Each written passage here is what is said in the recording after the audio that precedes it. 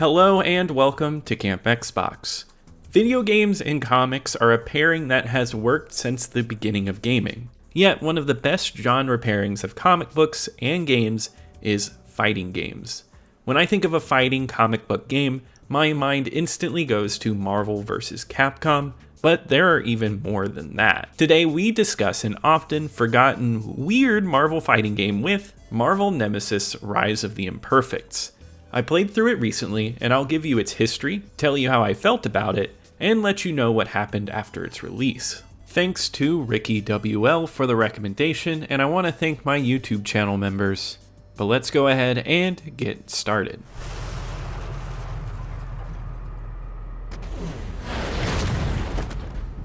You're about to have a bad day. It's clobbering time. Marvel has a rich history in video games, with many publishers having worked on their various characters in the past. Industry mainstays such as Konami and Capcom have been involved, and during the sixth generation of console gaming, Activision was one of the most prolific publishers. However, one major publisher had never worked on a Marvel game, and that's Electronic Arts. In 2004, Marvel partnered with EA for a multi-game deal, with plans to release an all-new fighting game and set up a franchise. The new game was being hyped up as an all-new 3D arena fighter featuring many beloved Marvel comic characters and an all-new roster of characters made by EA. The working title for this game was Marvel vs. EA, but eventually gained the title Marvel Nemesis: Rise of the Imperfects.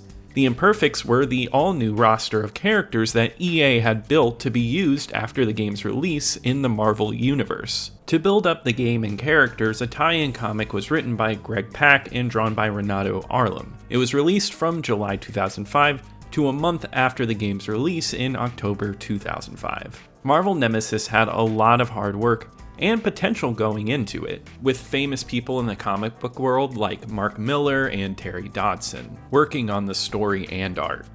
Developed by Nihilistic Software and published by EA, Marvel Nemesis was released on September 20th, 2005 for the PS2, GameCube, and Xbox. It was later ported to the PSP and Nintendo DS as well. All footage shown today was captured on the original Xbox, and I had never played this game before recently, so let me tell you about my experience with it.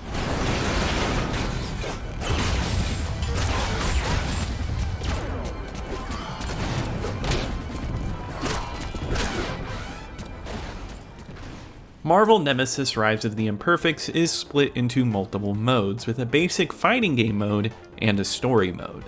The story mode lets you take on particular missions with one of the characters in the game's roster. Each mission is set around some goal, usually about killing a certain number of enemies, but it can sometimes have particular parameters like protecting a person or a time limit. Having missions set around multiple characters works into the game having a team-based feeling. But unlike the Avengers, it's a mix of characters from all around the Marvel Universe. Sure, you have Iron Man, but also Spider-Man, Venom, Daredevil, Elektra, and X-Men like Storm and Wolverine. The Imperfect strives to put its hands in every conceivable area of Marvel to showcase the damage that has been struck onto the world. Based on the plot just from the game, aliens have come down to Earth and are invading. Their ringleader, Niles, plans to control superheroes by implanting devices on them. These turn them against each other and make you evil. With each character, you go through around 6 missions, each detailing their fight against these incoming aliens and the Imperfects, a team of evil superheroes that Niles leads. I tried my best to explain the plot here because the game's attempts to explain the plot are limited. There are only a few cutscenes or dialogue, and it mainly consists of missions that lead to a boss fight with an Imperfect, which lets you swap to one of the bad guys and take out a superhero. Here you get backstories for each Imperfect, which are some of the best moments of the game. All these scenes are done in live action and have a fake comic look. It's a really fun look, and it feels like a short motion comic. I will say there's not a great comic plot besides some backstories. As stated earlier, the cutscenes are kind of a non-factor and only do little more than the basics. I would have loved to have seen some more explanations for each character and the situations they got into. I think the lack of plot is due to being in the media tie-in era. Many games and movies had tie-ins with other media to help bridge the gap in the story at this point, and the tied-in comic will help with that.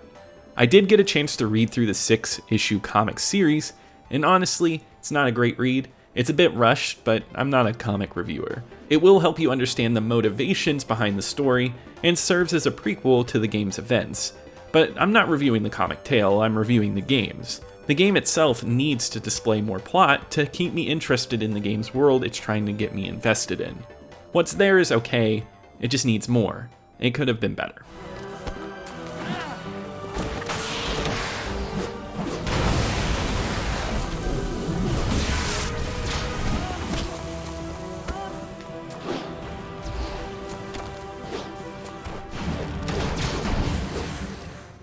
Marvel Imperfects goes for a top-down 3D fighting look.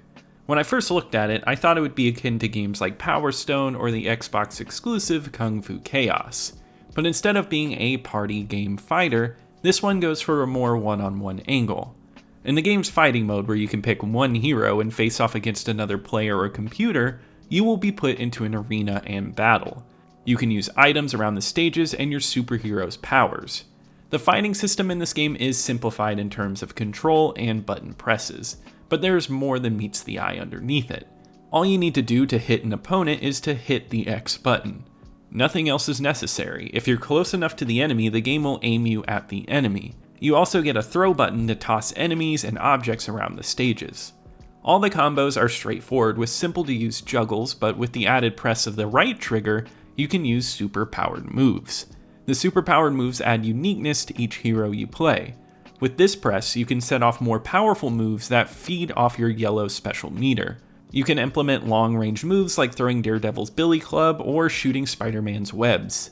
When these moves are included in your combos, they can be extended. You can find more moves when you hold the L button, which lets you move faster or fly depending on who you're playing. With enough hits, you get a rage mode that enables you to use your special meter for as long as the timer allows. The combat system is entertaining, and keeping it simple but deep makes it accessible. It also has a nice learning curve. It feels like a mix between a beat 'em up and Power Stone, with a little bit of Def Jam mixed in. It's a mix that is a solid foundation for the game. One polarizing aspect of this game is that the superheroes are powered precisely how they would be in the comics. There is no balance here whatsoever. If you are Venom, your strength will overpower a hero like Elektra. The characters feed into their builds and sometimes have unique elements, like Wolverine's more extended rage mode because he's known to be angry. I appreciate the thought of this, and it makes complete sense. No superhero is written with balance in mind, and this is a truthful reconstruction of that. But in execution, it makes difficulty brutal depending on who you're playing. Understandably, some heroes are weaker, making story missions more difficult, but the actual fights are a huge uphill battle. For example, Magneto can take out weak enemies with just a few throws of a tank, which feels cheap. The CPU in this game will abuse this cheapness. The CPU, even on easy, will spam moves constantly, and right as the stage begins, they'll do it. You'll get slammed with back-to-back hits that destroy your health from the start. It can be brutal, but once you're out of that stage of the fight, you get to have a good time. It's fast and straightforward, and the stage design is excellent. Each stage has its own setup and things to throw, with multi-tiered levels and objects. Some objects are light enough for any hero to pick up, but those with super strength can only pick up the larger ones, significantly disadvantaging weaker characters. There are not a lot of stages, but they are kinetic enough that the variety in fighting stays strong. These stages expand in the game's story mode, where the fighting game mechanics show some weaknesses. Each story mode mission is set like a beat-em-up game, where you will have many enemies coming at you, and you must take them all on. The fighting system has to track mainly for one-on-one fights, and you don't have multi-area hits. So in missions where you have to protect things like helicopters, it can be a pain to keep groups of enemies off when you can only face down one, making difficulty spikes a constant factor when moving from one mission to another. The biggest offender to difficulty in the story mode is the health system. There are no healing items, and enemies will spam you with moves. So if you get hit in a bad loop of projectile hits, you could be so damaged that you know you can't beat the level, making some extended levels almost impossible. There are no checkpoints either, so you have to reset the whole thing. Most of the game is relatively easy, but there are some insane difficulty moments, especially when playing those weaker characters. You get better the more you play, and it becomes more manageable when you learn finisher moves. Like Mortal Kombat, this game has fatalities, which are not quite as brutal, but they still are kill moves.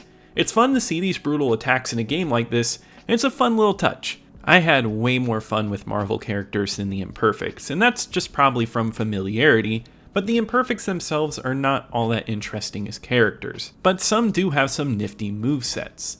The characters from the EA side just come off as forgettable, and I would have rather had a full-on Marvel fighting game than something like this.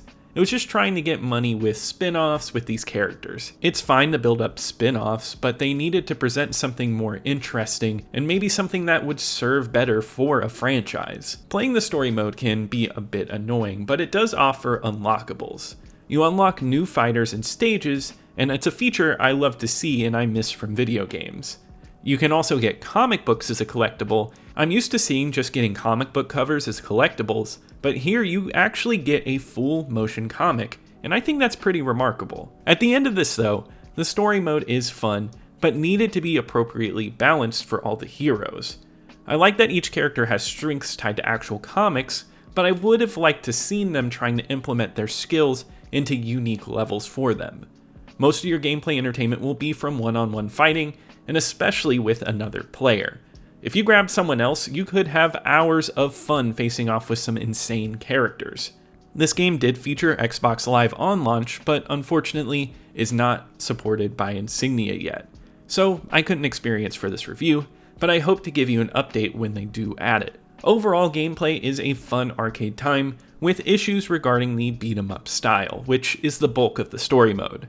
Since auto-aiming likes to hit one target, it often messes with attacks and goes where you don't want it to. Yet, it's still fun playing all these characters and using their powers in the destructible stages. The gameplay comes out slightly positive for me as a whole package, but it needed more work to make it a great experience.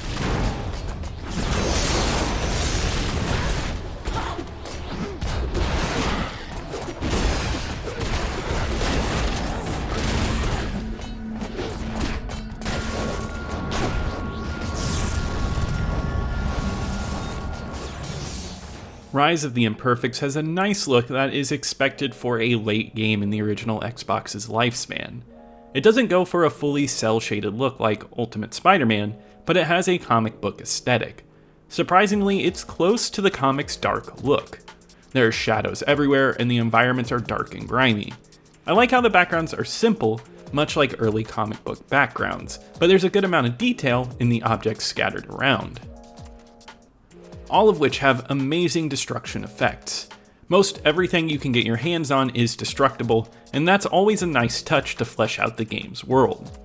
Each of the characters is well designed. The Marvel characters reflect the look of their comic book counterparts. The animations in this game allow every character to have a great variety in how they walk and their movesets. Each character feels unique and stands out from each other. It's small touches like Magneto picking up objects with his mind, or Spider-Man swinging around speedily over the arenas. It makes this game feel like something straight out of a comic. The Imperfects, though, don't have significant identities. They are generally fun, but just not as enjoyable as playing the other characters you know and love. I really like their origin stories, which are filmed in stylistic live-action cutscenes. These do an excellent job of building these characters way better than the actual comic does. Marvel Nemesis has a cohesive and unique look that gives it its own graphical identity. This is the first time I've seen this nice low-key cel shading with a really dark tinge to it, and it feels ripped right out of the comic. It's cohesive and has a great look. It's not the highest fidelity with minor graphical glitches where objects are going through walls, but I honestly don't mind it here because this game has a strong Sonic identity. Ouch! You're gonna feel that in the morning. The audio in this game is nothing to write home about. I will start with the best part, which is the voice acting. Each character comes to life with a great cast of voices that match their characters. I think everyone does a good job, especially while handling some edgier dialogue. You know what we call that? We call that a web-slinging ass-kicking. It's going for a darker tone, and some lines coming out of the superhero's mouths are harsher, but they're fun for the time. I found the music a bit bland though. It has a main riff that it plays off of, and you will hear it over and over. Even if the song has a different tone, it utilizes the same arrangement, and it gets tiresome hearing it constantly. It's also not a great selection of tracks as a whole. They feel lower quality and a bit cheesy. It's nothing I would listen to by itself. The sound effects are solid though, nothing genuinely noteworthy, but the distinction with sounds on Wolverine's claws versus fists does make an impact. The sound effects work cohesively to create a thoroughly enjoyable sound experience. I think sound should be used so that it's almost invisible and it integrates itself into the game and keeps you engaged.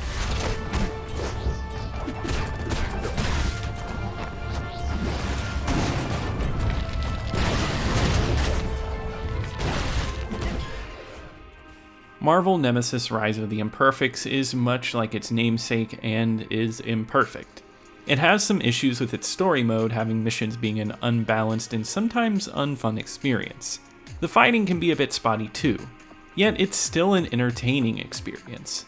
The fighting game elements with Marvel characters and the Imperfects are fun, and the developers do an excellent job making sure everyone is unique and plays differently enough to make everyone a fun experience to play. It is surprising how simplified the control scheme is, but it still works. You will get a fun multiplayer experience here. The one-on-one fights are a fun and unique fighting game experience. I do wish the story came out better and the story mode was just a bit more fleshed out, but what we got is at least fun.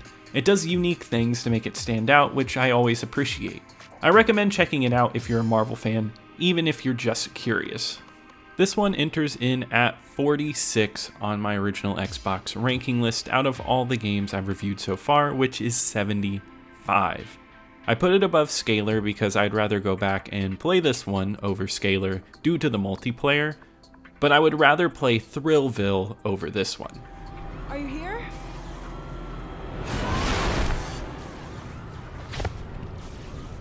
I'm always here. Don't want to do this to you. Upon Marvel Nemesis' release, it received mixed reviews. Metacritic has it scored 58 out of 100. When returning to this one's reviews, you will see a lot of 5s or 6s out of 10s. Many thought it was fun, but the balancing issues and general slog of the story mode could have been better. Official Xbox Magazine, in their December 2005 issue, gave it a middling 5.7 out of 10.